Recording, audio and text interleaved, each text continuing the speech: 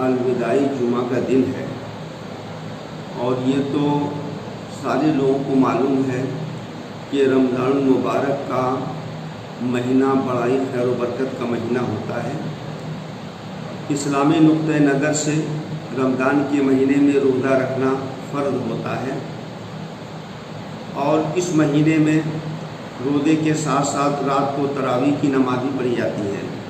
ये महीना इतना खैर व बरकत का महीना है कि इस महीने में एक फ़र्द का सवाब 70 फ़र्द के बराबर हो जाता है और नफ़ल का सवाब फ़र्द के बराबर हो जाता है।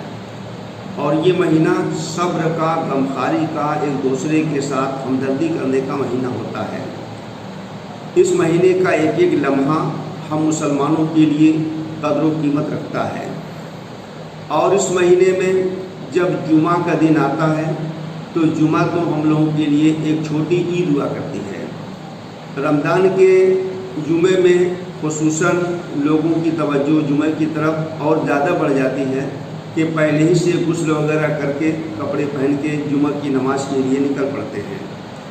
और ख़ासकर जो आखिरी जुमा होता है जिसको अलविदाई जुमा कहते हैं, इस जुमा की अहमियत तो सिर्फ इस बुनियाद पर है कि ये जुमा इस बात की खबर देता है कि अब रमज़ान मुबारक जैसा बाबरकत महीना गुज़र रहा है, ख़त्म होने जा रहा है।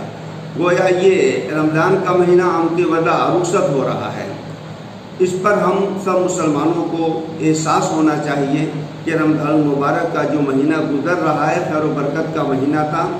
अब जो भी चंद अय्याम रह गए हैं, इन अय्याम को भी कदर व मंज़िलत की निगाह से देखना चाहिए कि हम और आप इस महीने में रोज़े तो रखें और साथ साथ अपने आप को बुराइयों से बचाएं, ज़ुबान पे किसी को तकलीफ़ न पहुंचाएं, कोई ऐसा अमल न करें जिससे किसी को तकलीफ़ पहुंचे, माँ बाप की खातिर मदारात करते रहें। गोया अब ये महीना हमसे रुखसत होने जा रहा है।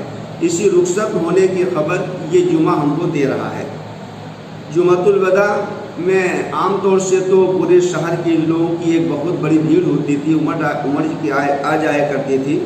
सारे लोगों की ख्वाहिश होती थी कि हम बड़ी मस्जिदों में जुमा की नमाज़ पढ़ें। ख़ासकर हमारे शहर में जो शाही मस्जिद है, इस मस्जिद में तो शहर के सारे ही अतराफ़ से लोग जमा हो जाते थे और अलविदाई जुमा की नमाज़ पढ़ा करते थे।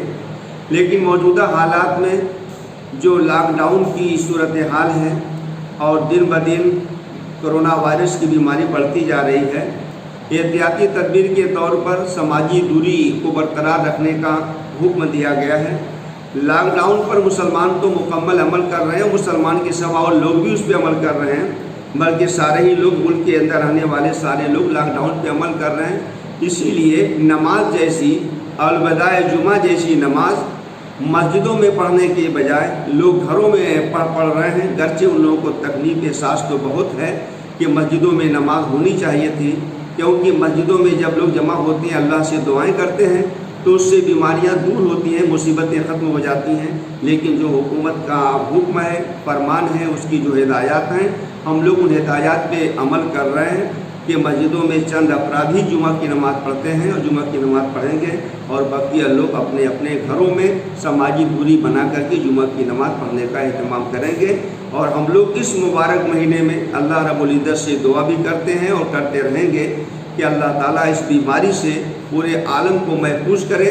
और हिंदुस्तान में भी जो ये बीमारी तेज़ी के साथ फैलती जा रही है, अपना पाँव पसारती जा रही है, अल्लाह ताला इससे हम सब इंसानों की, सारे हिंदुस्तान के बाशिंदों की हिफाजत फरमाएँ। क्या अलविदा की नमाज हम घर पे ही पढ़ेंगे? हाँ, चंद अफराद तो मस्जिदों में नमाज पढ़ेंगे, चूँकि यही सरकार का हुक्म है, सरकार की गाइडलाइन है और मुसलमान कानून को अपने हाथों में नहीं लेते, बल्कि इनका अमल ये होता है कि कानून के मुताबिक अमल करें। इसलिए हम और आप आम तौर से तो घरों में नमाज़ पढ़ेंगे, चंद अफराद ही मस्जिदों में जुमा की नमाज़